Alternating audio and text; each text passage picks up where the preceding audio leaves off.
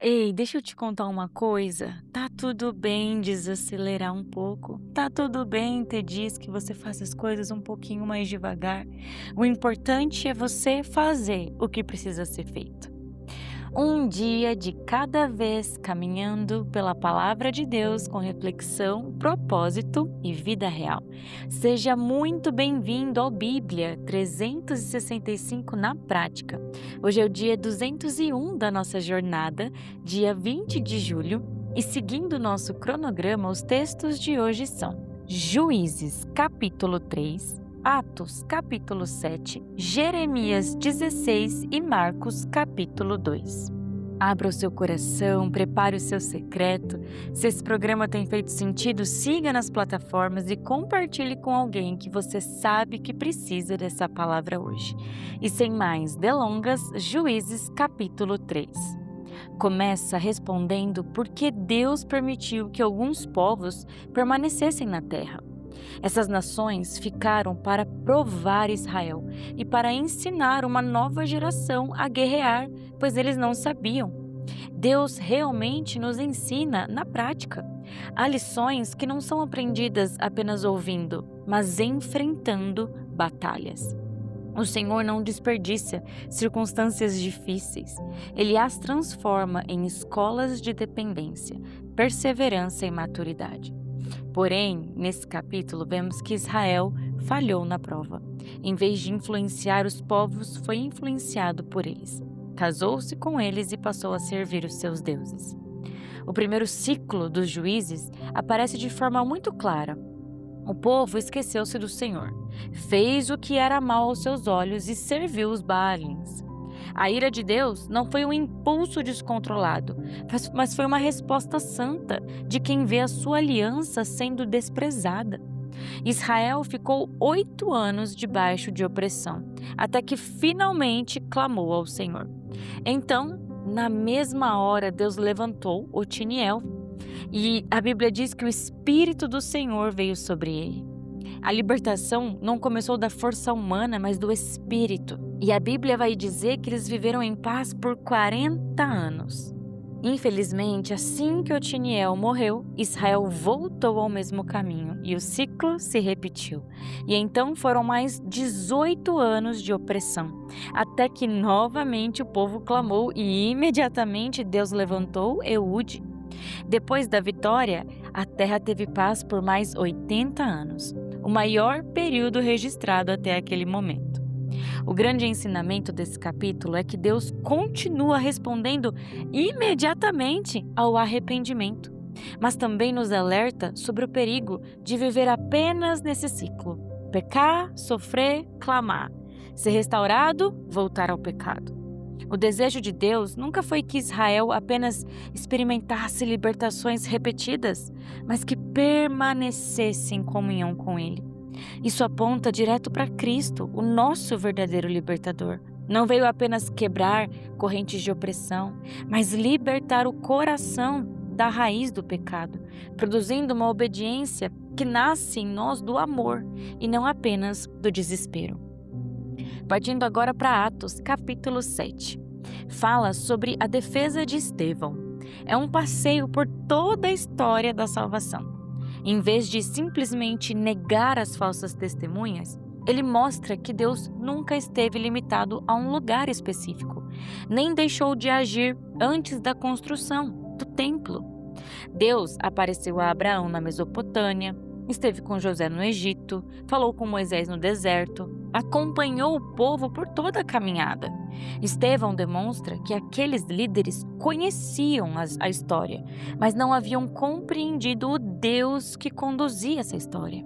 Quando ele fala de José, ele destaca que os patriarcas invejosos o venderam, mas Deus estava com ele. A inveja dos irmãos não impediu o plano de Deus. Tornou-se justamente o caminho pelo qual Deus preservaria aquela família durante a fome. O mesmo padrão aparece em Moisés, primeiro rejeitado por Israel. Depois, Deus o levantou como libertador. Estevão está preparando eles para enxergar o maior cumprimento desse padrão. Jesus também foi rejeitado pelos seus, mas Deus o exaltou como Salvador. Estevão então mostra que muitas vezes trocaram o Deus vivo pelos ídolos.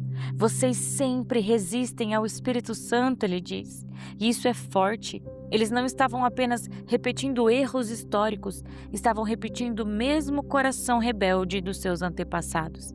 Receberam a lei, perseguiram os profetas e agora haviam traído e assassinado o justo anunciado por todos eles. Estevão não acusa por orgulho, mas porque ama a verdade e deseja que reconheçam quem Jesus realmente é. A reação deles é imediata: ódio, gritos e apedrejamento. Mas enquanto os homens olhavam para Estevão com ira, Estevão olhava para o céu. Ele vê Jesus em pé à direita de Deus, como quem recebe seu servo fiel.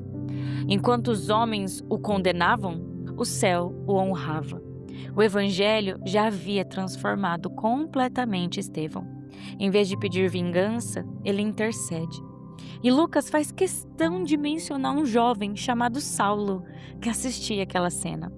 Naquele momento, ninguém imaginava, mas a oração de Estevão seria parte da história que Deus escreveria na vida daquele perseguidor, que mais tarde seria conhecido como o apóstolo Paulo. Deus continua agindo mesmo quando parece que seus servos estão sendo derrotados. Partindo agora para Jeremias, capítulo 16. Jeremias recebe a ordem de não casar nem constituir família. Sua própria vida se tornaria uma mensagem profética. Enquanto o povo continuava vivendo normalmente, planejando casamento, festa, filho, Jeremias seria um sinal de que tempos difíceis estavam chegando. Deus também proíbe de participar de funerais, celebrações, porque tanto a tristeza quanto a alegria daquela geração seria interrompida pelo juízo. A vida do profeta estava completamente entregue ao chamado. Ele não apenas anunciava a mensagem, a sua própria existência ilustrava o que Deus estava dizendo. Quando o povo pergunta por que todo aquele mal aconteceria, Deus responde: porque abandonaram o Senhor, seguiram outros deuses e fizeram ainda pior do que seus pais. E é interessante perceber que eles perguntam como se fossem inocentes. O pecado persistente produz justamente isso, a perda da consciência da própria culpa. Aquilo que deveria causar arrependimento parece normal para eles.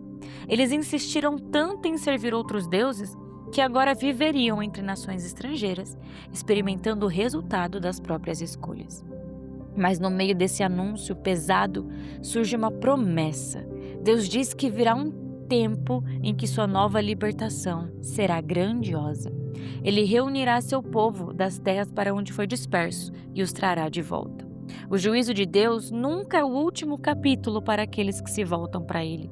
O mesmo Deus que espalha é o Deus que reúne, o Deus que corrige é o Deus que restaura a aliança. Então Deus conclui dizendo: eu lhes farei conhecer a minha força e o meu poder, e saberão que o meu nome é Senhor. O objetivo de Deus é revelar quem Ele é. Muitas vezes buscamos que Deus mude nossa situação, enquanto Ele deseja primeiro revelar o seu caráter. Conhecer o Senhor é muito mais profundo do que receber uma resposta. Quando Deus manifesta sua força, seu povo descobre que não pode confiar em ídolos, em pessoas ou em si mesmo. O maior milagre não é apenas sair do exílio, é conhecer verdadeiramente o Deus que salva. E para finalizar o dia de hoje, Marcos capítulo 2. Começa com uma casa completamente lotada. 4 homens carregam um paralítico, mas a multidão impede a entrada. Em vez de desistirem, sobem ao telhado, abrem um espaço e descem um amigo diante de Jesus. Jesus ficou impressionado com a fé deles e declarou: Filho, os teus pecados estão perdoados. Todos esperavam uma cura física, mas Jesus começa tratando o problema mais profundo. Isso não significa que toda doença seja consequência direta de um pecado específico, mas mostra que a maior necessidade do ser humano é a reconciliação com Deus. Antes de restaurar as pernas daquele homem, Jesus restaura o seu relacionamento com o Pai. Há perdão. Os escribas imediatamente pensam: só Deus pode perdoar pecados. E de verdade, eles estavam certos nessa afirmação. O que não perceberam foi que o próprio Deus estava diante deles. Jesus é Deus na terra. O Espírito Santo é Deus em nós. Jesus conhece os seus pensamentos, cura o paralítico, demonstra que o Filho do Homem possui autoridade tanto para perdoar quanto para curar. O reino de Deus não chegou apenas com novos ensinamentos, mas com a autoridade do próprio Rei. Em Jesus, palavras e obras caminham juntas. Em seguida, Jesus chama Levi, o cobrador de impostos, desprezado pela sociedade, e senta-se à mesa com pecadores. Os fariseus olhavam para aqueles homens como a ralé. Jesus os enxergava como pessoas que precisavam de um médico. Jesus não veio apenas acrescentar algo à antiga religião. Ele inaugurou uma nova realidade. O reino é como vinho novo, que não cabe em odres velhos. Por fim, ao falar sobre o sábado, ele declara: o sábado foi feito para o homem, e não o homem para o sábado. Deus criou o sábado como presente, descanso e bênção, não como instrumento de opressão religiosa. Então Jesus faz uma afirmação: o Filho do Homem é Senhor até do sábado. Ele não está abolindo o propósito do descanso, está revelando que o próprio Criador do sábado está presente. Todo este capítulo nos conduz a uma conclusão. Jesus não veio apenas melhorar a nossa antiga vida, ele veio inaugurar uma nova criação, na qual pecadores são perdoados, excluídos são chamados, religiosos são confrontados e o verdadeiro descanso finalmente é encontrado nele. Querido Deus, obrigada pela Tua palavra. Obrigada porque o Senhor é bom nas nossas vidas, porque o Senhor se faz presente. Obrigada porque o Senhor não apenas melhora a nossa vida, mas o Senhor cria algo novo dentro de nós. Que o Senhor continue nos conduzindo em paz e sabedoria. Que o Senhor seja visto sobre nós. Nós te amamos, te louvamos, continue nos fortalecendo, seja o nosso Deus, para que possamos ser o teu povo. Em nome de Jesus, amém e amém. Que Deus te acompanhe hoje. Viva essa palavra na prática. Amanhã seguimos juntos no dia 202 da nossa leitura.